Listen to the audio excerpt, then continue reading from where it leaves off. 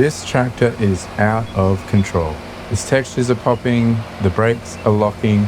It's basically undriveable. It's not any one mod's fault. This is 3 different physics mods all fighting over the same set of wheels. You know this pain if you run a big mod stack. You end up having to delete the mods you want to keep just so you can play the game. That's where ModMixer comes in. It loads first and makes them all share. By the end of this video, you're going to see all 3 of these mods working together. We're going to go to the conflicts tab in ModMixer, and there's our 3-way fight. The quick way to fix it is to choose an outright winner. So we're going to put Mod System Physics as the winner over Dynamic Drive Pro and FarmKit. We'll restart the game. ModMixer is loaded. It gives us a warning for any conflicts. And now we can see that the texture popping is gone and the brakes have stopped blocking. That's because Mod System Physics is the outright winner. However, this has muted Dynamic Drive Pro and FarmKit because now Mod System Physics is just winning outright. And we're going to test to see if Dynamic Drive Pro is working. We should be able to crank that slider all the way to the top and see Dynamic Drive's wheel slippage mechanic kicking in, but we've got full grip. The other thing to check is FarmKit's terrain deformation, which has ceased working because of the Mod System Physics winning in the stack. Now, the other way to settle this dispute is to reorder the chain ourselves. We're going to go back to conflicts menu.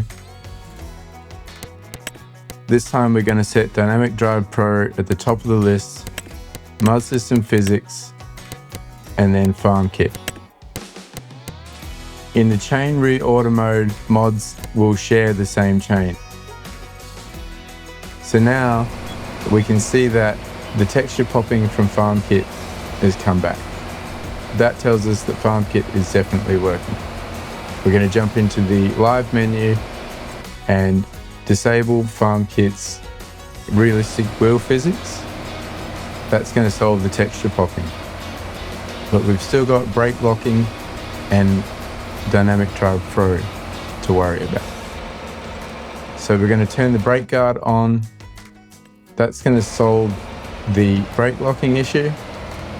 And we're also going to check Dynamic Drive Pro's wheel grip intensity. If we turn this slider all the way to the top, that should remove all of Dynamic Drive Pro's grip. And you can see that they're working really well. We've got almost no traction at all now. So Dynamic Drive Pro is definitely working. And the last thing we're going to check is FarmKit's terrain deformation. Now that the mods are in their share chain, you can see we've got all 3 of the elements of the mods that we want all sharing and working beautifully.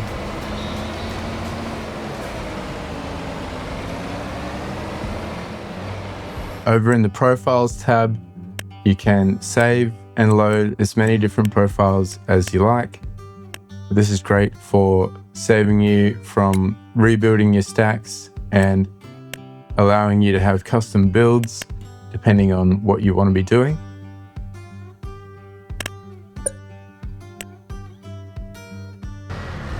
Another look at the brake guard feature, this time on a totally different vehicle.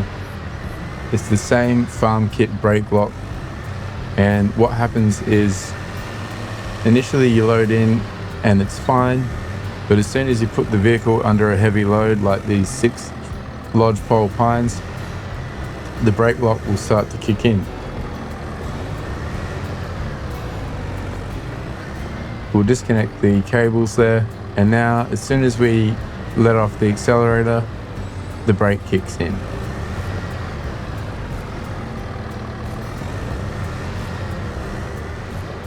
So all we have to do is go back to the live menu, enable the brake guard, and now the vehicle stop smoothly again. The trailer guard is a feature you don't even have to touch. It will enable automatically. This is footage from a recent Giants patch that bricked a bunch of old truck mods, including this International CV. As soon as you load ModMixer, it puts a shim in place to prevent that from happening. And you can see that safeguard in place at the review tab, along with the brake override safeguard and the physics stack order safeguard. The other feature of the review tab is the list of all the possible mod conflicts that you might have. You can go along and review those and make a clean decision about each one.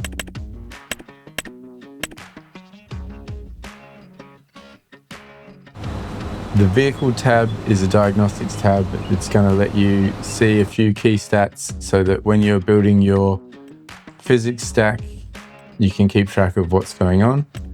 The performance tab is extremely useful. Not only does it give you a full readout of your current in-game performance, it also lists the performance impact that each of your mods have while they run. You can see advanced damage system with the heavy overhead there. You can then go ahead and park each mod on the fly. This will limit the CPU cycles that are going to that mod during this session. Any parked mods go to the bottom of the table, so you can always head there to unpark them. So that's ModMixer. Even without building custom mod stacks, it will attempt to auto-resolve the conflicts wherever it can, right out of the box. It is live now, it's the first release. The link is in the description below. Chuck it into your messiest mod folder and let it go for gold. This is the first public release of ModMixer. It'd be really great if we could get your feedback. Send us a screenshot of your conflicts tab and any information to go with it and drop it in the Discord below. That way we can continue to improve and develop ModMixer.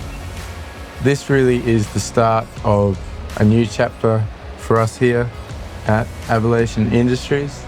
We've got a lot more mods coming, and we've got farm sim content coming as well. So if you'd like to see where we go from here, be sure to subscribe, drop a like, and we will see you on the flip side.